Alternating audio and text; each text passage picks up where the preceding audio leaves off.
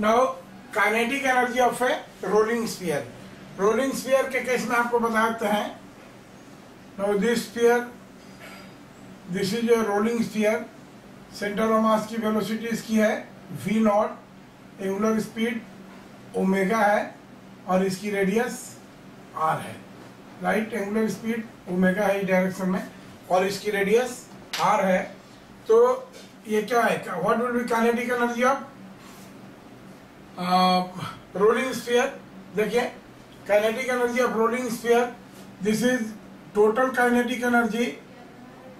Total kinetic energy will be equal to kinetic energy of translation plus kinetic energy of rotation।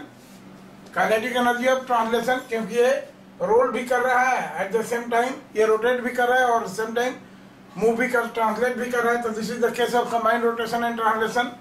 So this total kinetic energy will be kinetic energy plus translation of translation plus kinetic energy of rotation. This is R for rotation. Now kinetic energy, this will be equal to half m v naught square and kinetic energy of rotation will be equal to half I omega square.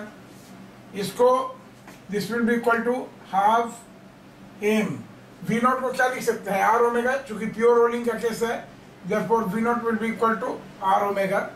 So this will be half m r square omega square plus half sphere है, कितना हो जाएगा moment of inertia 2/5 M are square I into omega square, right. So अगर इसको ये करेंगे, देखिए 2 से 2 कैंसिल हो गया, 1/2 प्लस 1/5, 5 to 10 एलसीएम हो गया और ये क्या हो गया 5 + 2 7। So this will be equal to 7/10 M r square omega square. So this is total kinetic energy of KET. This is total kinetic energy of the rolling sphere. Right? Same चीज को हम प्रूव कर सकते हैं on the basis of instantaneous axis of rotation. Instantaneous axis of rotation क्योंकि जानते हैं कि रोलिंग बॉडी के केस में this point is instantaneous axis of rotation और यहाँ पर बॉडी सेम एंगुलर स्पीड से प्योर रोलिंग करती है। तो क्या हो जाएगा, दिस टोटल काइनेटिक एनर्जी, यहाँ पर हम लिख सकते हैं कि now you can write this is method 2, this is method 2। So this total kinetic energy KET will be equal to how much, half I instantaneous axis of rotation into omega square. Now देखिए this will be equal to half, देखिए instantaneous axis इस point के about चाहिए तो सबसे पहले IC, तो IC कितना हो जाएगा, ये स्फीयर है तो this is 2/5 mr square plus md square plus md कितना है यहाँ पर, दिस विल बी r, तो here d will be equal to r, तो plus mr square into omega square. So ये देखिए 2/5 + 1 हो जाएगा mr स्क्वायर, दैट इज 7/5। तो दिस विल बी 7/5 और 2 से मल्टीप्लाई करेंगे तो this will B 7/10 mr square omega square. Now दोनों मेथड से हमने कैलकुलेट कर लिया कि total kinetic energy of A rolling sphere is 7/10 mr square omega square. Now अब हम लोग देखते हैं कि fraction of rotational and translational kinetic energy, कि इस टोटल काइनेटिक एनर्जी में कितना % रोटेशनल होता है और कितना % ट्रांसलेशनल होता है। नाउ देखिए फ्रैक्शन ऑफ ट्रांसलेशनल के काइनेटिक एनर्जी, तो क्या हो जाएंगे, मतलब हमको क्या चाहिए, kinetic energy of translation divided by total kinetic energy.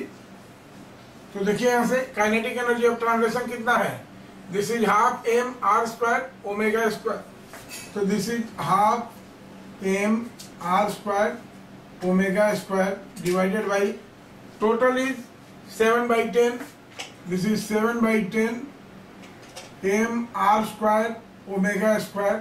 तो ये और ये कैंसिल हो गया, कितना हो जाएगा? This will be equal to 1/2 into 10/7, तो ये हो गया, this will be equal to 5/7।